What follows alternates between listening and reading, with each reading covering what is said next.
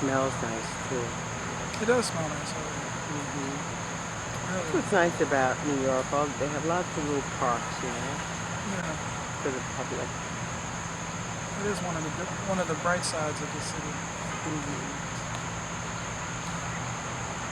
It's funny too because all the musicians that I know, it's always everyone who lives here remembers the date that they arrived. It's That's kind of interesting. cool, actually. Yeah. When did you arrive? May 27, 2020. How did you get here? I flew with $500 in my pocket. And I stayed with some friends. Yeah, I just took a chance. Why'd you come? Um, for once, I listened to some elders in my life. I mean, I always listen to elders, but this time it was a locational thing. I think when I was a kid, I never had like ideas of New York or LA. I just love music, I wasn't thinking about location. But I ended up in both of those places, New York and LA. But yeah, it was cool. Did you like LA? LA was cool. I mean, I got to work with some pretty cool people. Insideology. I was in grad school. Yes. It's perfect. It's New York. We had a park. Get to hear all kinds of sounds, in New York. But yeah, no, LA was cool. I met a lot of cool people out in LA. But you chose New York. Yeah, I chose New York because I'll be able to work more, for the kind of like creative stuff I like to do, in terms of like poetry, music, stuff that's on the fringes, not not always caught in like one specific thing, but multiple things, which has actually helped my career. If I'm doing like poetry, I have a poetry ensemble, Heroes of Gang Leaders, co-founder with Thomas Ellis. And that's a really cool experience because I met Thomas in 2011 at a residency at the Atlantic Center for the Arts in Florida. It was pretty cool. And that's where I met Matthew Shipp, who was an amazing pianist. I was studying with him. There were three master artists: Thomas Ellis, Rick Lowe, and Matthew Shipp. And I started to study with Matthew Shipp. But I met Thomas because we're all communing together every day, eating, talking, life. So me and Thomas just kind of hit it off. It was cool. It was a cool experience. And then he encouraged me, along with so many other people, Matthew Shipp, Wadada Leo Smith, James Newton, to move to New York. So that's when I decided to move to New York. Matthew Shipp encouraged me to think about recording a trio record with bass and drums and sax, and record with William Parker and Gerald Cleaver. That's how I was able to do Divine Travels, because I met them through Matthew Shipp and just decided to record with the legendary established musicians. But when I arrived here in New York, it was cool. It was like the hustle was real. I got here, but I knew what I wanted. I wasn't trying to discover like who I wanted to play with. Like I knew, I wanted to do stuff that was on the fringes, to do the poetry stuff, do all these kind of things, which led to a lot of different opportunities, But Thomas and I, we were doing all kinds of really cool stuff. We did Poetry Magazine celebrates 100 years. We did all kinds of residencies and lectures at universities, and we would present, we would present poetry and music, where I would go home and I would study his poetry, and we'd come up with different material. So we worked together for about, I would say at least 2 or 3 years. Eventually we opened up for Amiri Baraka at St. Mark's Church. which was pretty, Amiri Baraka, legendary poet, activist, playwright. I mean, just the list goes on and on. And one of the first people to write a critical book on music, jazz, blues people, blues music. He's got another book, I'm drawing a blank, but just really an amazing, just amazing human being. And of course, he got to hear all the greats. I mean, on that Coleman, John Coltrane. So he was really, so that was an interesting experience because it was the first time I got nervous, in a while. Because I was thinking about like, wow, this is Amiri Baraka. And Thomas was looking at me like, okay, you're gonna start the song, and I'm sitting there like enamored by Amiri, and him knowing like, and having heard Train. It was like in my mind, I'm thinking, okay, this is a guy who's heard Coltrane. What am I gonna play? Kind of moment. What am I gonna play? This is Amiri Baraka. But anyways, we got through the gig and it was cool. And then from that, me and Thomas just continued to build and work, doing our forming a collaboration. So we did that for about a while, and then later on, when Amiri Baraka passed away, in honor of that, we decided to put Heroes and Gang Leaders, a tribute to him in honor of him. And Heroes and Gang Leaders is actually one of Amiri's works in a book called Tales. And so that title is the title in one of his books. So yeah, so this isn't like we just came up with a name, some substance and some weight, we played along with different names, like we had Baraka Shoes, but that didn't last. Heroes of Gang Leaders. We were gonna call it the Dead Lecturers too, but I voted for the Dead Lecturers, but I was outvoted clearly. So all of those names, with the exception of Baraka Shoes, but the Dead Lecturers, that's another one under Mary Grace. I was voting for the Dead Lecturers. I like that. Slick, but Heroes of Gang Leaders is a cool name. It's a cool name. I was outvoted. I forgot who we took a vote with. Curious, do you remember what he said to you? Yeah, I think he was like something like, you got a good sound or something like that. It wasn't extensive, but. And then he kind of joked because he felt like me and Thomas could have went longer. So he said something along the lines of holding some of them coins back or something like that. It was cool, but yeah, no, that was a beautiful experience. I've had many different amazing experiences in the poetry realm through Thomas Ayers. That was who I think is amazing poet and just amazing thinker. Someone who is who's got the weight of tradition really etched, inside himself, and a genuine person who actually has done a lot for the community. Even in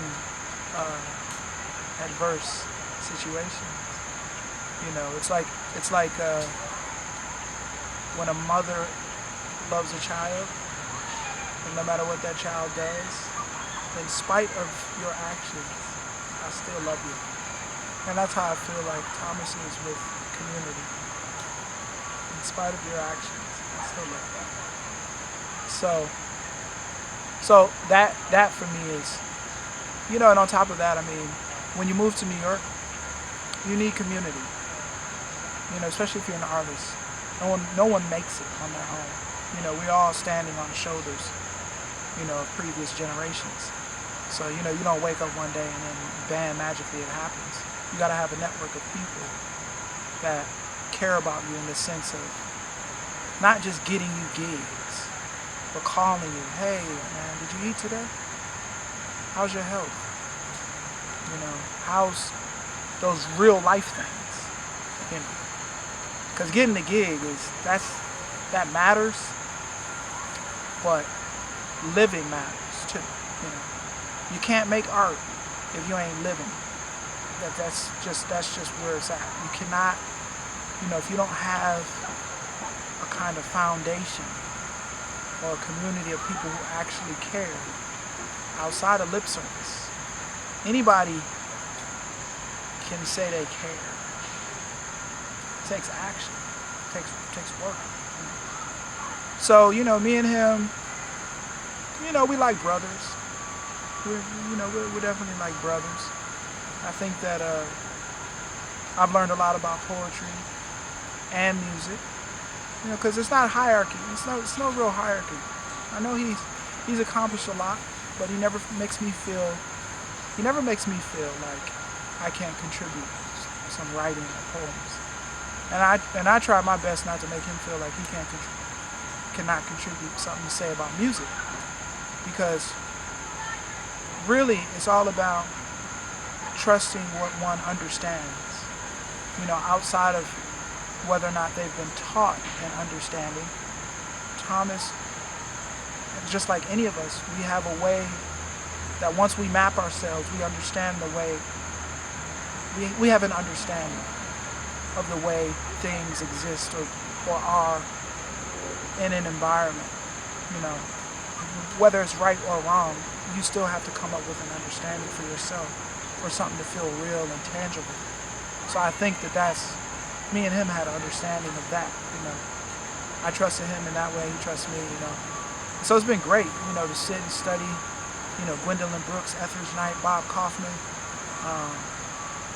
just all of these amazing poets, and be exposed to it and get my mind to think about things in a different plane, because it all really relates. Like a line of poetry that, according to, I get this line from Thomas, Princeton Guide for Poetics. And, I got this because I have been able to sit in lectures, with him. And, telling the students, according to the Princeton Guide for Poetics, a line is a unit of sound. I said, wow, well, I can relate to that. That's music right there. A line is a unit of sound. Cool. I can get with that. So there's a lot of similarities. When you study other mediums, it actually strengthens your own understanding in your field. So studying poetry has definitely influenced my work and allowed me to discover things within music. So that's definitely what I take away from that experience. And so Heroes of Gang Leaders, we've done a lot, but we can continue to do more. We have going to be playing at the Berlin Jazz Festival in October, along with a slew of other dates. And we have another album that we've been working on. So we're just keeping the ball moving forward, music and poetry, and speaking about things that are not the agreed narrative, even though it might be, I don't know if saying something is the right thing to do, but shedding different perspective, that is not an agreed narrative, but something that offers a difference of an opinion, a difference. So that's what we're trying to do with all of our work, really, is shed light, because that's the role I feel artists are, in my opinion, the people who shed light on the shadows of this existence. The shadow, the unseen, seen worlds, And so that's what we try to do in Heroes. We try to talk about things that are like, kind of push the ball forward in a creative and an imaginable way. It doesn't always have to be like some sort of concrete understanding. It can be a truth that allows your imagination to explore the possibilities of,